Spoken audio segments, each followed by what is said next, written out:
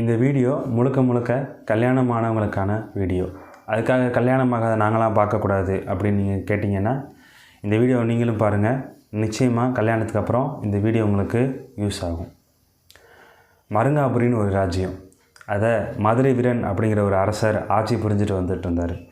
அவருக்கும் ராணிக்கும் இடையில ஒரு சின்ன மனஸ்தாபம். ராணி கேட்ட ஒரு கேள்விக்கு அரசரால் பதில் சொல்ல முடியல. அதனால் அரசரை அந்த புறத்துக்குள்ளே ராணி அனுமதிக்கலை. செம்ம கோபத்தில் இருந்த ராஜா அங்கே இருக்கக்கூடிய அமைச்சர்களில் ரொம்ப புத்திசாலியான ஏகவனை கூப்பிட்டு, நீ இந்த கேள்விக்கு பதில் சொல்லணும், இல்லைனா நாளைக்கு சிரச்சேதம் பண்ணி உன்னை கொன்றுவேன் அப்படின்னு சொல்லி அரசர் மிரட்டுறாரு. அரசர் மிரட்டினதை பார்த்து பயந்து போன அந்த ஏகவன் வீட்டில் வந்து அம்மா கிட்ட அந்த விஷயத்தை பற்றி பேசுகிறார். அம்மா சொல்கிறாங்க, நம்மளுக்கு பதில் தெரியாத சில கேள்விகளுக்கு இயற்கை கிட்டே போனால் நம்மளுக்கு பதில் கிடைக்கும், நீ காட்டுக்குள்ளே போ அப்படின்னு சொல்லி அம்மா சொல்கிறாங்க. இவனும் காட்டுக்குள்ளே போகிறான். போயிட்டுருக்கும்போது ஒரு அறைக்கு வருது.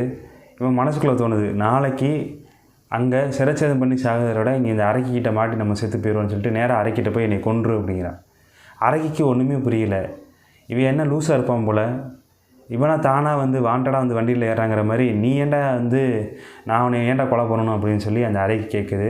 இவன் நடந்ததெல்லாம் சொல்கிறான். அந்த அறைக்கு இவன் மேலே வந்து ஒரு கருணை வருது. சொல்கிறா, நான் உனக்கு இந்த கேள்விக்கான விடையை சொல்கிறேன், ஆனால் ஒரு கண்டிஷன். அந்த கண்டிஷன் என்னென்னா, நீ என்னை கல்யாணம் பண்ணிக்கணும் அப்படின்னு. இவன் சரி பரவாயில்ல, அரசர்கிட்ட சிரச்சேதம் பண்ணிவிட்டு சாகிறதுக்கு இவளை கல்யாணம் பண்ணிக்கலாம் அப்படின்னு சொல்லிட்டு அந்த கேள்வியை சொல்கிறான். அந்த அறைக்கும் அதுக்கான பதிலை சொல்லுது. பதிலை கேட்ட ஏகவன் அரசன்கிட்ட சொல்கிறான். அரசன் ராணிக்கிட்ட சொல்கிறான். ராணி ரொம்ப மகிழ்ச்சி அடைகிறாங்க. அரசருக்கே தெரியாத கேள்வி அப்படின்னு சொல்லி உங்கள் மைண்டுக்குள்ளே ஓடிட்டுருக்கும்ல, அந்த கேள்வி என்ன கேள்வினா, ஒரு பெண் எப்பொழுது மகிழ்ச்சியாக இருப்பாள் அப்படிங்கிறதான் அந்த கேள்வி. அரசருக்கும் தெரில, அந்த ஏகவனுக்கும் தெரில. அவங்க எவ்வளோ பதில் சொல்கிறாங்க, ஆனால் ராணிக்கு அது சாட்டிஸ்ஃபேக்ஷனாக இல்லை. ஒரு பெண்ணோட மனசு இன்னொரு பெண்ணுக்கு தான் தெரியுங்கிற மாதிரி அந்த ராணியோட மனசு அந்த அரக்கிக்கு தான் தெரிஞ்சிருக்கு.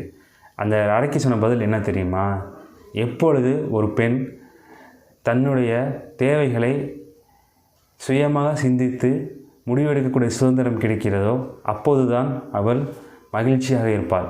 இதுதான் அந்த அரக்கி சொன்ன பதில். இந்த பதில் தான் ஏகவனுக்கு பரிசு வாங்கி கொடுத்தது. பரிசோட அந்த ஏகவன் யாரை ஏமாற்றக்கூடாது நேராக அரக்கிக்கிட்ட போகிறான். அரக்கிக்கு இவனோட நேர்மையும் ரொம்ப பிடிச்சிருந்தது. அவனுக்கு ஒரு 2 ஆப்ஷன் கொடுக்குறான். என்னென்னா, நீ என்னைய இதே அரக்கி வேஷத்தோடு என்னை கல்யாணம் பண்ணிக்கிட்டா நான் உனக்கு ஒரு ராஜ்யத்தை பரிசாக கொடுக்குறேன் அப்படிங்கிறான். இல்லை, ஒரு அழகான பெண்ணாக நான் மாறினேன்னா உனக்கு ஆயுட்காலம் ரொம்ப கம்மி தான், 5 ஆண்டுகள் தான் அப்படிங்கிறான். அதுக்கு ஏகவன் ஒரு பதில் சொல்கிறான். அந்த அரக்கி ஒரு அழகான பெண்ணாக மாறுறா. அவங்க கல்யாணம் பண்ணிக்கிறாங்க.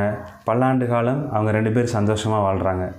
நீங்கள் எல்லோரும் நினச்சிட்ருப்பீங்க, அந்த அரக்கி அழகான பொண்ணாக மாறினா வேறு 5 வருஷம் தானே அப்படி நினச்சிட்ருப்பீங்க. ஆனால் பல்லாண்டு காலம் வாழ்கிறதுக்கான காரணம் என்ன அப்படிங்கிறது தெரிஞ்சால் கமெண்ட்டில் நீங்கள் சொல்லுங்கள். நாளை சந்திப்போம். நன்றி, வணக்கம்.